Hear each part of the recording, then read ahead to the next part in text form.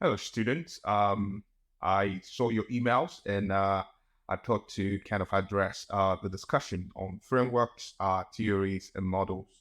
I will explore these analytical tools from the lens of clinical psychology, and then by extension, I will try to apply them to our course, the psychology of religion. Now, a framework, a theory, or a model are really three different tools that can be used to understand and interpret phenomena. Now, whether they are psychological, religious, scientific, social, or otherwise.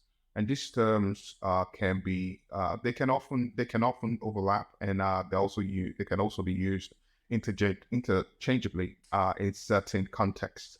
But they have distinct meanings.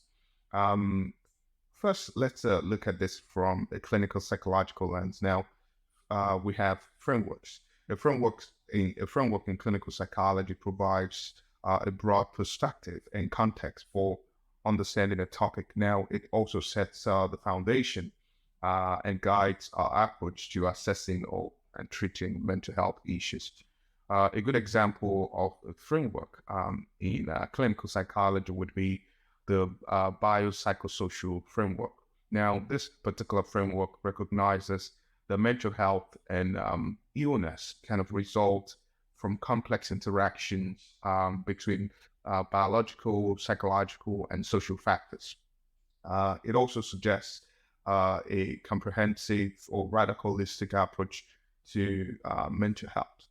On the other hand, we have theories. Now, in clinical psychology, a theory provides a detailed explanation for why certain phenomena occur and how they can be changed.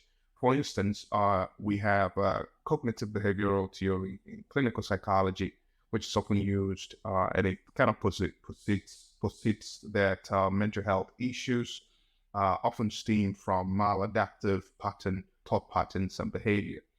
In fact, according to the cognitive behavioral theory, um, according to this particular theory, changing these maladaptive patterns can sort of alleviate symptoms of mental illness. On the other hand, also we have models in clinical psychology. A model is sort of a simplified representation of a psychological process that helps us to predict future behavior or outcomes. An example, it's the stages of change model, which kind of illustrates the process that individuals typically go through when attempting to change their behaviors. This model sort of helps us to predict where a person might be in their change process, and also suggests appropriate interventions for each stage. And so frameworks, on one hand, guide our overall approach in research, but also, on the other hand, theories explain why certain issues occur and also suggest how they can be addressed. But models, on the other hand, also help us to predict behavior or particular outcomes. And so these analytical tools are sort of invaluable in clinical psychology because they allow practitioners and psychologists themselves to better understand their clients, and also to tailor the most effective treatments. Now, I think I want to let's apply these three tools in our religious conversion or deconversion interview paper. Here, a framework, you could construct a framework that includes elements such as the person's initial religious beliefs, their experiences within the religious community, factors that also lead to questioning or doubts, and their journey towards the conversion. That's if the individual in he or herself has the converted. And so this sort of provides a structure for interpreting each individual's unique story. And under each of these structures, there are layers of theories and models that can help us understand it. On the other hand, you might also apply theories from psychology, for example, the cognitive dissonance theory that we've used in class to sort of explain why and how the conversion process occurs. And so psychological theories can help to identify common patterns or triggers for the conversion. On the other hand, you might also, when we look at models, you might also develop or even use an existing model to kind of represent the process of the conversion. For example, this model might suggest that the conversion begins with doubt, leading to, let's say, exploration of alternative beliefs, then distancing from the original religious community, and finally, identification with non-religious or different religious groups. Now, this particular model could help to sort of predict the stages that others might go through in their own the conversion processes. Now, it's important that you remember that these are tools to help in understanding the phenomena, the religious phenomena itself, and the real world. And of course, as you know, the real world often resists being neatly categorized. And so different frameworks or theories or models may be useful, especially for different individuals in different contexts. And the same individual or context may be understood differently depending on the approach that's being used. So I would encourage you to go beyond what have been taught in class and think of other frameworks or theories or models that can help you unpack what's going on in the life of the person that you're interviewing. Now, I think maybe I would say that I know that some of the students, some of you have also asked me about whether or not to use multiple tools at once. Now, when I say multiple tools, the frameworks and theories at once, for example, like the Westerhoff's styles of faith and Lee Kirkpatrick's attachment to God theory. Although Per Gramsvik has developed the attachment to God framework to the point that it goes beyond just a theory. It can be a framework for understanding religion and faith, experience and development in itself that goes beyond just interpreting how, let's say, how the insecure patterns or how the secure pattern shapes religious development, but really the broader conceptualization of what might be happening with an individual.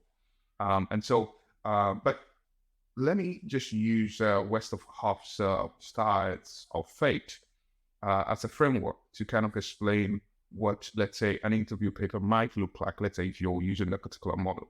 And so in analyzing interviews for your paper, Westerhoff's styles of faith can actually provide a useful framework to interpret and articulate the evolution of an individual's faith journey.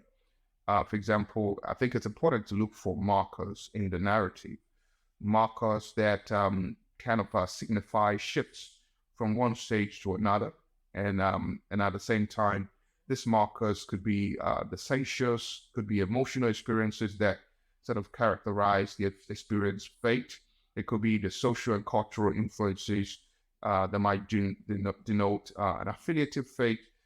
It could also be, the markers could also be the questioning and the doubting that is indicative of certain fate. And finally, importantly, the personal appropriation or integration and commitment of an own fate. Now, these are markers that can help you understand what might be happening. Now, for example, within the experience fate, you could find that you could also use attachment theory to unpack what is happening there, because you're trying to understand the experiential experience in the individual's fate experience, Now, you would notice how these transitions, especially when you're using Westerhoff's styles of fate as a framework, you will notice how these transitions might be triggered, or even how they might even coincide with significant life events or personal experiences, as these shifts may kind of signal stages of conversion or the conversion. On the other hand, let's say you want to use the attachment theory to interpret certain elements of the experience fate in your study or in your interview. In this sense, you can use this theory to kind of explore the interviewee's or the individual's emotional bond with God, and how it kind of parallels their human attachment styles. Now, You might also explore questions like how secure was the person's attachment to God, how this attachment shaped their religious experience, and also look at whether um, the process of the conversion, whether it involved a shift from secure to insecure attachment, or whether it kind of reflect a long-standing insecure attachment pattern.